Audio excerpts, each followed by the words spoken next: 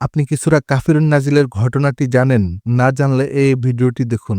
সূরা কাফিরুন কাফিরদের উদ্দেশ্য করে নাজিল করা হয়। সূরা কাফিরুন মক্কায় অবতীর্ণ হয়েছে এবং এর আয়াত সংখ্যা ৬টি। মুহাম্মদ সাল্লাল্লাহু আলাইহি ওয়াসাল্লাম সূরা কাফিরুন এবং সূরা ইখলাস ফরজের সুন্নত এবং মাগরিবের পরবর্তী সুন্নতে একাধিক পরিমাণে পাঠ করতেন। মুহাম্মদ সাল্লাল্লাহু আলাইহি ওয়াসাল্লাম বলেছেন, সূরা কুল ইয়া আইয়ুহাল কাফিরুন কুরআনের ১/৪ সূরাটি ইসলামের উত্থানের মুহূর্তে অবতীর্ণ হয়েছে, যখন মুসলিমরা সংখ্যায় কম ছিল, অর্থাৎ অবিশ্বাসীদের তুলনায় মুসলিমরা সংখ্যালঘু ছিল। মুহাম্মদ সাল্লাল্লাহু আলাইহি সাল্লামকে অবিশ্বাসীরা প্রবল চাপের মধ্যে রেখেছিলেন। অবিশ্বাসীরা মুহাম্মদ সাল্লাল্লাহু আলাইহি সাল্লামকে তাদের ধর্মের পথে ডাকার চেষ্টা করলে, অর্থাৎ মূর্তি পূজা ও ইসলাম পরিপন্থী কার্যক্রম করতে আহ্বান করেন এবং প্রলোভন দেখায়। তখন আল্লাহ পাক সূরাটি নাজিল করেন এবং মুহাম্মদ সাল্লাল্লাহু আলাইহি সাল্লাম এই সূরার মাধ্যমে কাফিরদের প্রস্তাব প্রত্যাখ্যান করেন এবং কাফিরদের হতাশার মাঝে ফেলে দেন। আমি এখন সূরা কাফিরুনের বাংলা বলবো।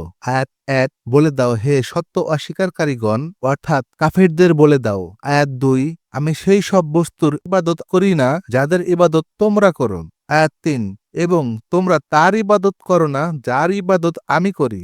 আয়াত ৪, এবং আমি তার ইবাদতকারী নই যার ইবাদত তোমরা করো। আয়াত ৫, তোমরাও তার ইবাদতকারী নও যার ইবাদত আমি করি। আয়াত ৬, তোমাদের জন্য তোমাদের দিন এবং আমার জন্য আমার দিন। সূরা আল কাফিরুন নাজিলের ঘটনা। হযরত ইবনে আব্বাস রাদিয়াল্লাহু তাআলা থেকে বর্ণিত, ওয়ালিদ ইবনে মুগিরা, আস ইবনে ওয়াইল, আসাদ ইবনে আব্দুল মুত্তালিব ও উমাইয়া ইবনে খলফ প্রমুখ মক্কার বিশিষ্ট ব্যক্তিদের কয়েকজন, অর্থাৎ কাফেররা, প্রথমে পারস্পরিক শান্তির স্বার্থে রাসূলুল্লাহ সাল্লাল্লাহু আলাইহি সাল্লাম এর সামনে এই প্রস্তাব রাখলেন যে, আমরা পরস্পরের মধ্যে এই শান্তি চুক্তি করি যে আমরা আপনাকে বিপুল পরিমাণ ধন সম্পদ দেব, ফলে আপনি মক্কার সর্বাধিক ধনাঢ্য ব্যক্তি হয়ে যাবেন।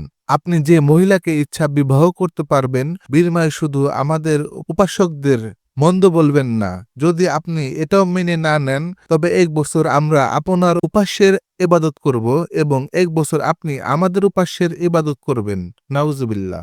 কাফেররা আরও প্রস্তাব দিল যে, যদি আপনি আমাদের প্রতিমার গায়ে কেবল হাত লাগিয়ে দিন, আমরা আপনাকে সত্য বলে ঘোষণা দেব।